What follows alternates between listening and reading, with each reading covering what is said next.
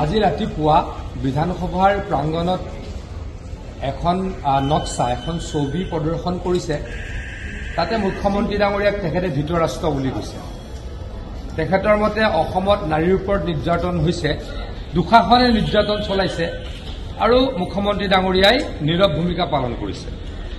মই অসমৰ ৰাইজক ক'ব খোজো যে মুখ্যমন্ত্ৰী ডাঙৰীয়াই নাৰীৰ সুৰক্ষাৰ কাৰণে কিমানখিনি কৰিছে আৰু তেখেতে অতি দৃঢ়ভাৱে নাৰীক যোনেই গাত হাত দিছে, নাৰীক ব্যৱহাৰ কৰিছে, মুখিমূৰ কৰিবলৈ অহৰহ প্ৰয়াস চলাইছে। মই এতিয়া এটা কথা ক'ব খোজো, অসমত যিসকলে নাৰীক ধৰ্ষণ কৰে, নাৰীক দুৰ্ব্যৱহাৰ কৰে, নাৰীক অসন্মান নকৰে, মেক্সিমামেই হৈছে 90% হৈছে এটা বিশেষ সম্প্ৰদায়ৰ ব্যক্তি। আৰু এই বিশেষ সম্প্ৰদায়ৰ ব্যক্তিসকলৰ পৃষ্ঠপোষক কোন, মুখ্য পৃষ্ঠপোষক কোন? অখিল গগৈ ডাঙৰীয়া। এই বিশেষ সম্প্ৰদায়ৰ দুঃশাসনসকলৰ জ্যেষ্ঠ ভাতৃ কোন?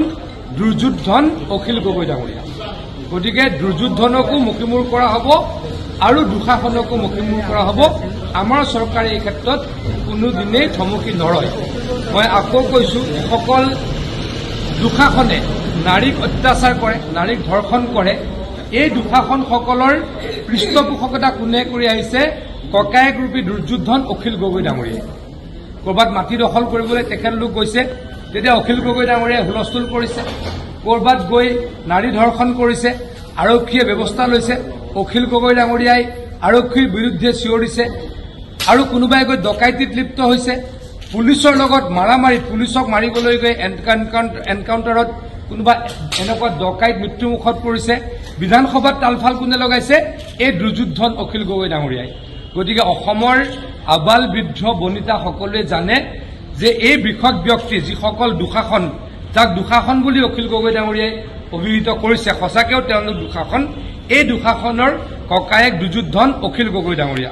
গতিকে অখিল গগৈ ডাঙৰীয়া, আপোনাৰ ভাতৃসকলক বুজাওক যে নাৰীক ধৰ্ষণ কৰিব নাপায়। আপোনাৰ ভাতৃসকলক কওক নাৰীক সন্মান কৰক, তেতিয়া অসমখন বহুখিনি ঠিক হ'ব, বহুখিনি অসমখন শান্তিত থাকিব বুলি আমি উপলব্ধি কৰোঁ। নগাঁৱৰ মাছ ব্যৱসায়ীসকলে এজনীকে মাছ প্ৰেৰণ নকৰোঁ বুলি কৈ এক সিদ্ধান্ত। অখিল গগৈ ডাঙৰীয়াৰ পৰা এইটো এটা কমেণ্ট বিচাৰক। তেখেত উজনি অসমৰ হয় আৰু তেওঁৰ ভায়েকসকলেই মাছ বন্ধ কৰিম বুলি কৈছে। অখিল গগৈ ডাঙৰীয়াই যাক পৃষ্ঠপোষকতা কৰে, কংগ্ৰেছে যাক পৃষ্ঠপোষকতা কৰে, তেখেতসকলৰ ভাতৃ, তেখেতসকলৰ কোনোবা ল'ৰা, সেইসকলে উজনিলৈকে মাছ নপঠাওঁ বুলি কৈছে।